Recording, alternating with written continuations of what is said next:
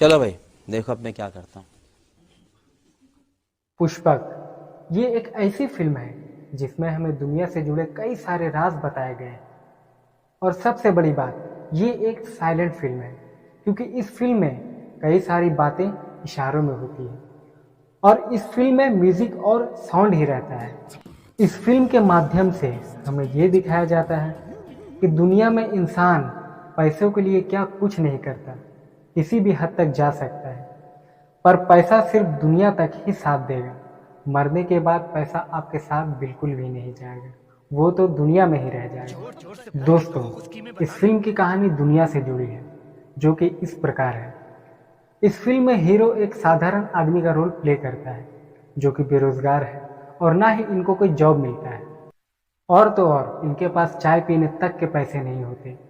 जब वो घर से निकलते हैं तो एक भिखारी भी पैसे दिखाकर उनका मजाक अरे उड़ाता है। बाप रे, ये तो और फिर धोती इसके खोल रहा अगले है ही जी। पल हमें ये दिखाया जाता है कि एक बहुत ही बड़े 5 स्टार होटल, जिसमें अमीरों की महंगी महंगी कारें लगी होती है और सिर्फ अमीर आदमी ही इस होटल को डिजर्व कर सकते हैं।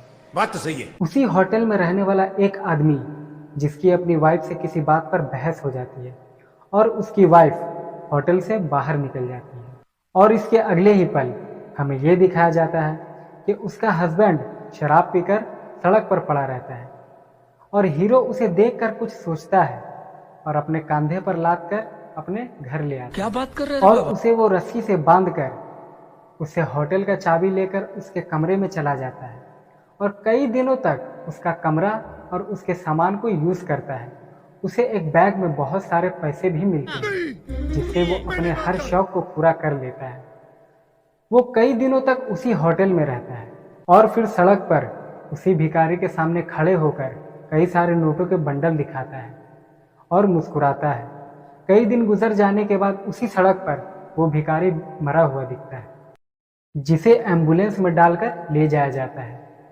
जब हीरो उसके बैठने वाले चादर को झाड़ता है तो उसमें से बहुत सारे पैसे गिरते हैं जिसे लोग चुनने लगते हैं।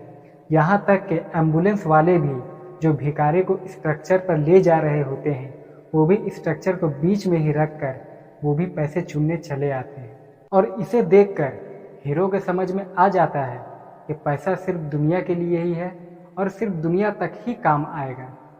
इसीलिए वो साधारण जिंदगी जीना ही बेहतर समझता है और उस आदमी को सारा सामान देकर उसे आज़ाद कर देता है और कहानी यहीं एंड हो जाती है। तो दोस्तों, इस फिल्म के माध्यम से हमें ये बताया गया है कि जितना हमें मिला है वही हमारे लिए बेहतर है और हमें उसी में खुश रहना चाहिए। इस फिल्म के हीरो कमल हसन हैं और ये फिल्म 27 नवंबर 1987 को रिलीज हुई थी। इस फिल्म का बजट 35 लाख था और इस फिल्म ने 1 करोड़ की कमाई की थी। तो दोस्तों, आपको इस फिल्म की स्टोरी कैसी लगी कमेंट करें। मिलते हैं अगली वीडियो में। फिलहाल के लिए टेक केयर, बाय बाय।